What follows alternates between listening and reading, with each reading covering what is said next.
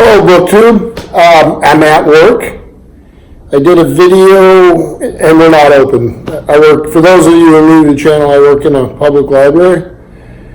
So I get here before anybody on most days and have the place to myself. I settle in, make a little bit of coffee, check everything, make sure everything's okay, and then I have a little bit of time to catch up on paperwork or reading or whatever the plans for the day are. And I mentioned in one of my videos that I always have reading material around. For those of you who didn't see that video, right now I have Boswell. So I just happen to have some of these extra copies of the great books. So this is Life of Samuel Johnson, LLD, by James Boswell. And this is the great books, which was from the University of Chicago and Britannica. And then in addition, this is volume 2, and I'm not reading volume 2 right now, but I keep them together. It's volume 1 of Gibbon's Decline and Fall of the Roman Empire. And there you see. So these just hang around, and like I said, I might not even finish these until the spring. So I'll put these off the side here. But I read other things, and I thought I'd go over some of that. So today, just in particular, I've got this catalog in. Literature and Humanities, Dover. I do a lot of ordering from Dover for things, if we're having a program, like every year we do Shakespeare. So I'll grab a bunch of the Dover Thrift Edition Shakespeare's, maybe they have them in here. That, if I bought, here, right, I turn right to it. Okay, they look like this. It's actually in a little insert. So last year I would have ordered about 12 Julius Caesars. And how much was Julius Caesar? $3. So everybody has a copy, they can follow along.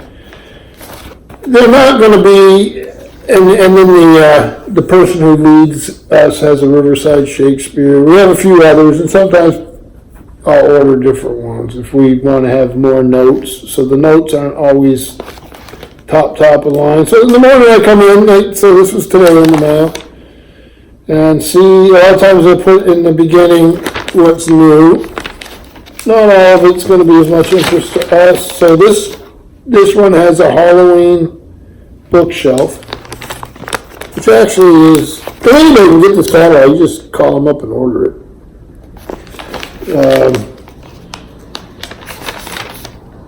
Mysteries and thrillers, a lot of reprints. They're not usually a frontline publisher. And I'll just go through and see if there's something that we're going to use. Our classics. Interesting categories. All right, so here we have, this one actually looks pretty good, South, the story of Shackleton's last expedition. Here's some travel and adventure. I'm hoping you can see that. We've been noticing when I'm recording on my phone, my tablet I leave at home, that we've had some sound issues. We don't know if it's the editing software we're using and we're doing something wrong or what have you. So this will be an experiment to see how we do with the sound. The next thing, just happens to be the day for it, I have the London Review of Books. So I'll go through this. This one is 26 September 2019. So it seems like I'm getting to that a little late. Seems we're already in October. But had a few days off, so we'll see. What do we have here?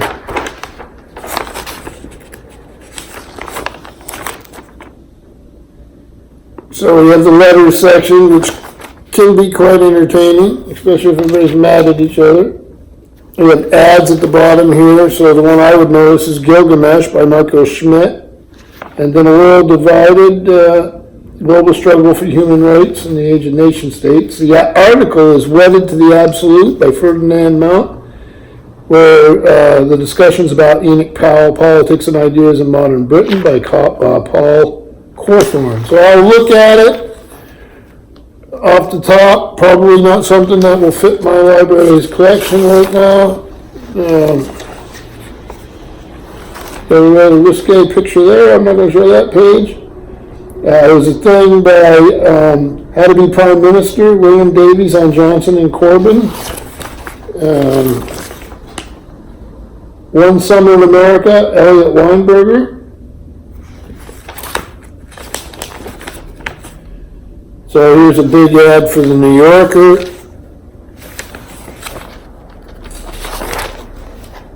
At the Royal Academy. Get something over here redacted.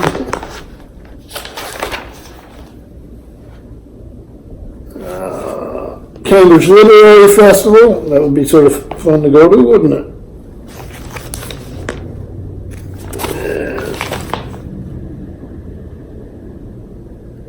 Novel and Naughty by Blair Warden, Radical Parliamentarians in the English Civil War by David Como, The Common Freedom of the People, John Milburn and the English Revolution by Michael Braddock, so we're discussing that.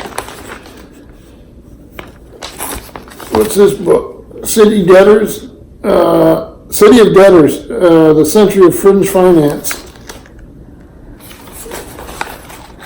Again, probably something I won't get for the library. I Wasn't Just a Brain in a Jar by Christian Lawrenson. And it's about Permanent Record by Edward Snowden. Here's an ad for Zizek at his philosophical best.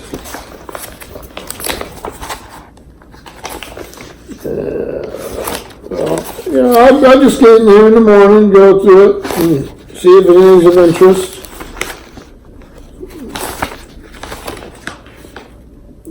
New from Michigan State University Press. Anniversary events for the London Review of Books anniversary, 40th anniversary. So you guys will recognize some of those faces.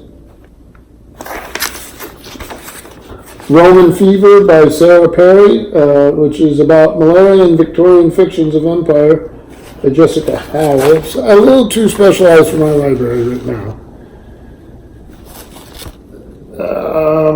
Hiss and Foam, Annie Dybel talks about The Witch Elm, W-Y-C-H, by Tana French, out from Penguin.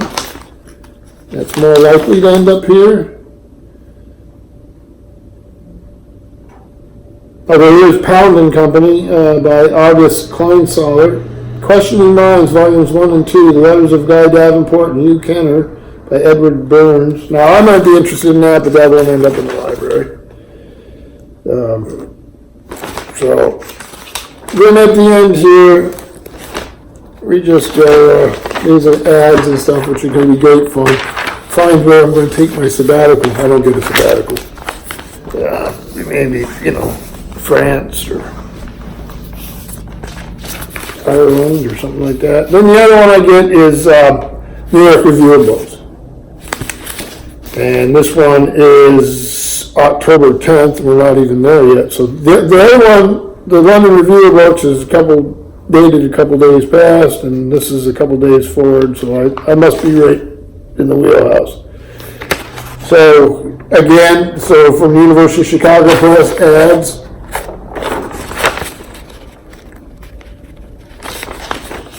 Same ad for artwork that was in the London Review. You do see some crossover because the person who gets one may get the other. There's an ad for Kate Whistle's Driving in Cars with Homeless Men, Stories by University of Pittsburgh Press. Here's something on the culmination of Republican decay, American carnage on the front lines of the Republican Civil War and the rise of President Donald Trump, Tim Alberta, and this is by an article about that book by Sean Lawrence. Always stuff like that in there. Always politics. PBS show Nature, the Serengeti rules coming up.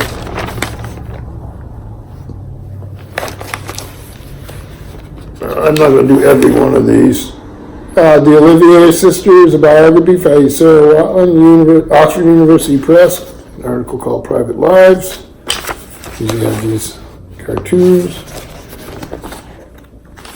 drawings or whatever. A New York Minute, Human Hours by Catherine Barnett, and 3 poems by Hannah Sullivan are reviewed by Declan Ryan. That actually probably will read. I don't read everything in here. Helmholtz, A Life in Science by David Kahn, University of Chicago Press. So it's reviewed by Stephen Shapin, a theorist of not quite everything. So,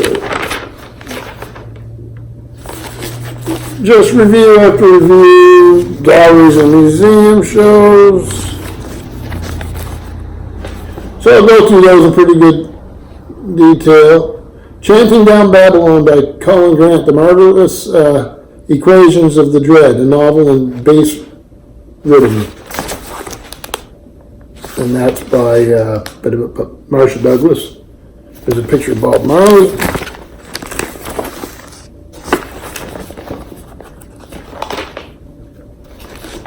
Then you have the ads. New from University of North Carolina Press. The cardboardy cover here also is just loaded with book ads. So yeah, I'll go through all this. There's a calendar, famous book calendar. I'll go through this in pretty good detail. I look at a lot of the New York Review book classics, like the reprints. I don't know what we have any in here. They'll be always first on my list.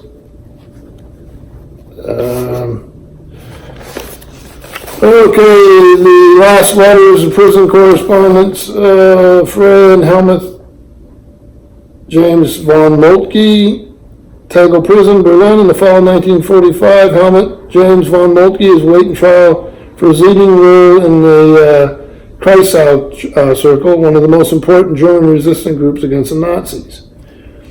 By a mere miracle, the prison chaplain at Tegel is Harold Polchow, a friend and co-conspirator of Helmuth and his wife Freya.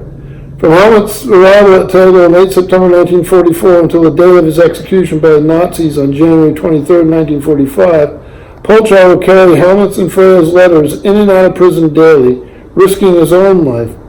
Freya would safeguard these letters for the rest of her long life, much of it spent in Norwich, Vermont, which is right about 2 towns up, from 1960 until her death in 2010. Written during the final months of World War II, the correspondence is at once a collection of love letters written in extremis and a historical document of the First Order. Published to great acclaim in Germany, this volume now makes this deeply moving correspondence available for the first time in English. So that has a local connection. I will be asked for this, so I will order this. And they're going to be at the Norwich Bookstore. Helmuth Casper von Moltke will be at the Norwich Bookstore on Wednesday, October 27th. So I will go up there and meet him. So you never know what you're going to see in one of these. So that's the New York Review of Books. These classics.